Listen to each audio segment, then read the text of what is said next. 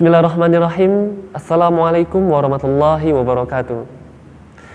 Innal hamdalillah, Allahumma sholli ala Muhammad wa ala ali Muhammad.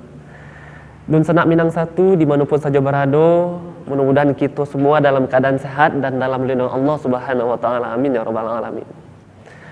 Allah Subhanahu wa taala berfirman di dalam Quran surah Az-Zariyat ayat 56 yang berbunyi, A'udzu billahi minasyaitonir rajim.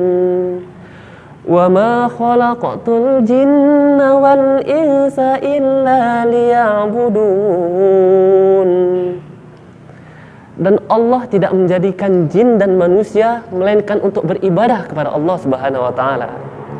Dalam ayat ini Allah Subhanahu wa taala menegaskan bahwasanya tujuan penciptaan manusia dan jin adalah untuk beribadah kepada Allah Subhanahu wa taala.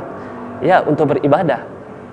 Dalam aktivitas kita, semuanya kita prioritaskan dan kita tujukan hanya untuk Allah Subhanahu wa taala.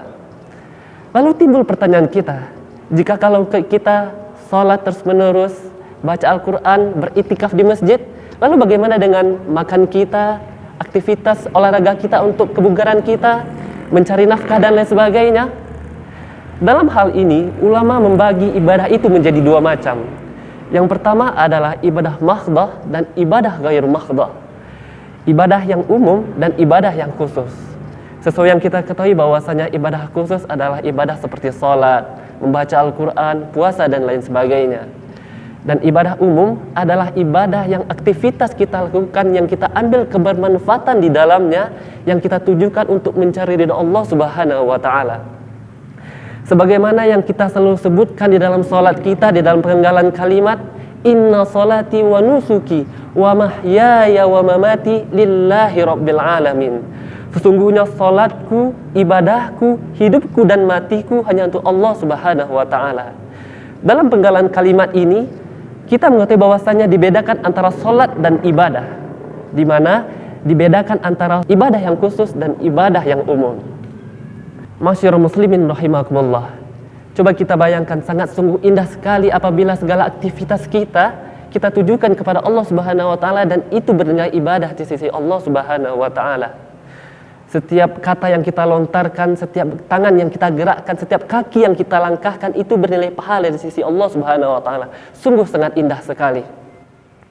Coba kita bayangkan jika kalau kita niatkan segala aktivitas kita hanya untuk Allah Subhanahu wa taala, pada saat kita makan, kita niatkan untuk Allah Subhanahu wa taala.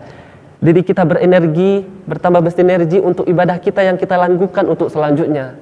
Pada saat kita tidur, kita niatkan untuk mencari ridha Allah Subhanahu wa taala agar kehidupan kita keesokan harinya lebih fresh dan lebih bugar dan lebih semangat untuk menjalankan ibadah di esok harinya. Bahkan suatu aktivitas yang kita lakukan di kamar mandi untuk membersihkan diri atau membuang hajat bisa kita jadikan ibadah dan insya Allah bernilai pahala di sisi Allah Subhanahu wa taala jika kita niatkan hanya untuk Allah Subhanahu wa taala. Sungguh sangat indah teman-teman sekalian apabila segala aktivitas yang kita lakukan itu bernilai ibadah di sisi Allah Subhanahu wa taala. Apa yang kita suka, Allah juga suka. Apa yang kita ridho, Allah pun juga ridho akan hal itu. Sungguh sangat indah apabila kita telah mencapai kehidupan di titik sana.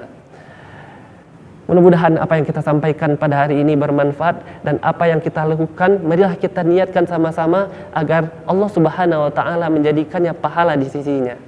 Subhanakallahumma wa bihamdika asyhadu an la ilaha illa anta astaghfiruka wa atubu ilaik. Assalamualaikum warahmatullahi wabarakatuh.